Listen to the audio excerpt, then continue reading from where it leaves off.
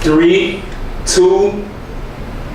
Hello everyone, this is Meagan Meehan representing Alexander Gurman Productions, and I am very pleased and honored to be here today with Beth Barry.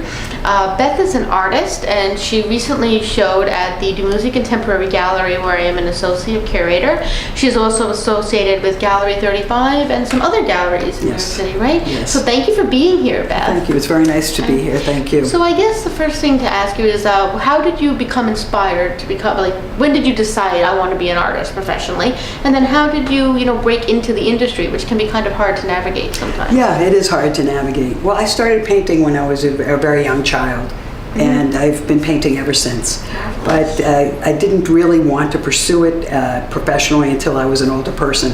I think as an older person, I feel more confident, and it's been easier for me to pursue the actual business part of the art, and I don't feel as anxious as I did as a kid doing that. Navigating the business part of art can be very difficult for artists. Yes. Because it's a whole different field. A lot of artists, we're just happy just sitting there and creating the work, but then when you get into, the marketing of it, it's very confusing. There's no set path. You do this, you do that, the thing sells. There's various ways to get into the industry. So you have been associated with some galleries. Yes, so. I am now part of the Carter Burden Gallery, which is a nonprofit gallery in New York City. Marvelous. Everyone has to be over 60, which I think is very cool as well. And I applied 4 years ago. I sent my images in 4 years ago, and I heard back from them this past summer. So you never know when you're going to hear from people. I was just in a 4-person show. I had 6 very large canvases. It was very exciting. It's here in Chelsea. And now I'm part of that gallery, so I'll have an opportunity to show again. Oh, that's marvelous. Congratulations. Thank you. Beth's work is really beautiful. You really mix abstract and landscapes. You take those two media, those two methods, and kind of put them together, and your work is very soothing. It's very beautiful to look at.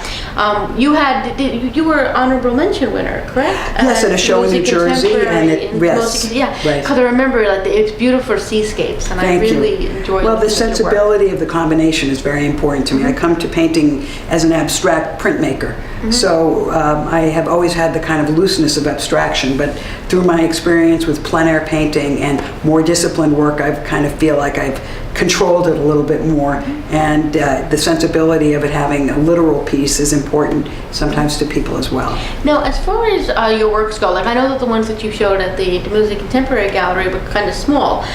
So generally, what are the size limits that you work with? And generally, how much would you typically sell your pieces for? Well, the 2 pieces I just sold at Carter Burden, they were each 36 by 48 inches, and they were $2,800. Oh, so that's very reasonable. Yeah. Original artwork done. It is reasonable. Congratulations on selling. Thank you. I feel like, since it isn't something I've been doing to make a living my whole life, I have a career as a psychotherapist, and I was an art therapist. So the drive to need to make money, since it isn't as important as it would have been if I were a young person needing to do it, I'm okay if they're a little less. I'd rather have people be able to have art that they love and that makes them feel good to have it in their space. You said that you were a psychotherapist. Do you feel that your experiences as a therapist, specifically somebody who worked with art therapy, impacted your own creativity? Well, the therapeutic process is a creative process. It's not a literal creative process, but in the interactions that you have with people that you're talking to, it's an idiosyncratic process. It's only you and that person. Each person you talk to, it's a different process. So in and of itself, it is very creative.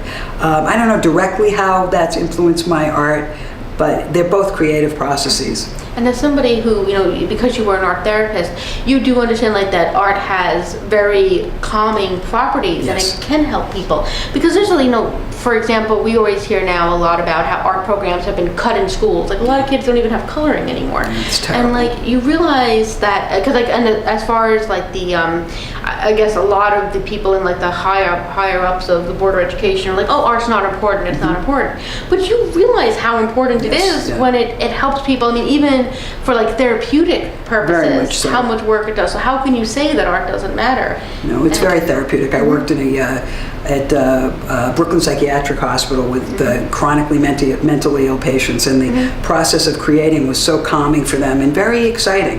And they had access to the creative process in a way that was very moving that you would be surprised by. It can be very curative, and it really is curative. I feel like in today's environment, like now artists always need to help one another, whether this is visual artist or performing artist or musical artist. I mean, if you're an artist, you need to help, and even writers, you need to help other artists. Yes. And I think it's especially important today because art programs are getting cut. Yeah. Arts are basically non-existent in the schools anymore. And I think now, we need to have more ways for people that are creative to embrace their creativity and find places that it can be fostered, nurtured, exhibited. Yes. So that's why, when I had the opportunity to become an associate producer with Alexander Gurman, the first thing I thought to do, I'm going to bring in the artist. Yes. I'm going to discuss the art. Right. It's really nice to meet people like you who worked in a professional industry that valued the use very of much arts. so. Yeah. Because I think that we need more of that. Yeah, it's a shame that there isn't more of it, and I don't see it moving in that direction. Exactly. Not now. Which is not now, which is really too bad. And as far as your current exhibitions are going, like right now, how many pieces do you have on display in various places, and do you have anything coming up that you would like to mention? Well, right now I work with a woman in Fitchburg, Massachusetts. Her name is Tamar, and her gallery is called Sitka Gallery. She's a lovely person. I've been working with her for a number of years. She has work there, and she'll be showing some of my work in Martha's Vineyard this summer. I'll be in a show in East Hampton in April called Art Groove, which is a yearly show that a woman out there runs. And I'm always trying to find venues. You have to be really selective as you do it. There's usually a fee to apply for juried shows. You should know who the juror is. You should look at the juror's work and make sure you have an idea before you and make sure it's a spend money. legitimate gallery, because that's too. another problem. That Like some too. people are just sticking the word gallery on like any Well, place. anybody Like, can, look, say it's a they're an gallery. artist or they're a gallery. Exactly. So you have to be careful. There is a lot of vetting process, and a Yeah. lot of artists, especially new artists, don't necessarily realize that, but you have to really check out who No, you- I who you're learned the dealing hard with. way. I really did. We had some experiences that were very upsetting and felt bad about, but you learn to be selective and figure out where you feel comfortable. Now, Art Expo, which is a huge international art show, is taking place in April. I think it's the 21st. Are you going to be at Art Expo? No, I've been in the Affordable Art Fair on 2 occasions. That's a very good fair too. It's a Anybody really cool interested in fair. art, it's worth it. And I've also been in the Art Hamptons before. And I feel like the art fair scene is interesting, but right now I'm not doing that. Are you going to visit Art Expo? I always do. I will see that. I'll be there as press. Well, I'll look forward to seeing you there. Yeah. There is a really cool thing that I've applied to. I don't know if it'll happen. It's called the Solo Art Fair. It's sponsored, I think, by Saatchi & Saatchi. And artists have to apply and pay $100, which is a lot of money. But if you get into that show, it's a weekend art fair in September at Brooklyn Art Expo, and it doesn't cost anything. Cool. So it's really cool. I've heard from them recently that they're evaluating my portfolio. Who knows? You can't take this stuff that seriously. You have to go on, try again. You just gotta pick up your boots and keep try trying, again. and just and celebrate the victories That's when you get right. them. And the fact that you can do things online, I think, makes it a little bit easier. yeah, You can absolutely. send emails to people into galleries. You never see them. They never see you. If they don't like your work, you don't feel it in a way. If you're like Exactly. bringing your artwork, with your Exactly. portfolio to The a internet gallery. has made a lot of things way easier, Yeah. especially when it comes to communication. Yes, I think it really so has. speaking of the internet and communication, if somebody is interested in learning more about you or your work, what is the best website or social media? It's or my email? website. I have I love Instagram. I think it's really cool. It's so visual. I have an Instagram account, but I have a website. It's my name. It's So it's Beth, right. Beth Barry. www.bethbarry.com. I also have work on Artsy through the gallery that I'm part of, which is the Carter Burden Gallery. And I'm venturing into trying to sell work. There's another really cool site called Indie Walls, which I apply to and am part of. What it is that hotels and individual people and galleries and restaurants post art. They say they want art, and they give you an example of the art they want. And I had to be vetted by Indie Walls. They accepted me, and these different companies show you what they want, and you get a chance to pitch your artwork. Oh, that's It's marvelous. really, really Indie cool. Walls. That's a- INDI Walls. That It's is very a cool. good lead. I'm going to check that out. Check out myself. Indie Walls. It's Thank really, you. I think they have many, many artists. So I get emails, a new project has been posted. I look at it. They tell you enough about the work you're looking for so you can say, well, this is applicable, this isn't.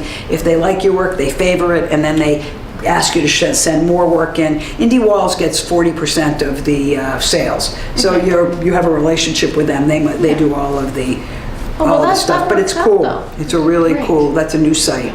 So Beth, thank you so much for coming in Meagan. today. It was really and nice to chatting about talk with this. you. It's always Thank you. nice to see you. Nice to see you as well. And thank you so much for taking part in the show at the Tamusi Contemporary I look forward Gallery. to And I'm showing going to again have way with more you guys. information about that gallery Great. in the near future. Great. So thank you for coming You're in. welcome. Thank you. Bye. Thanks, Andre.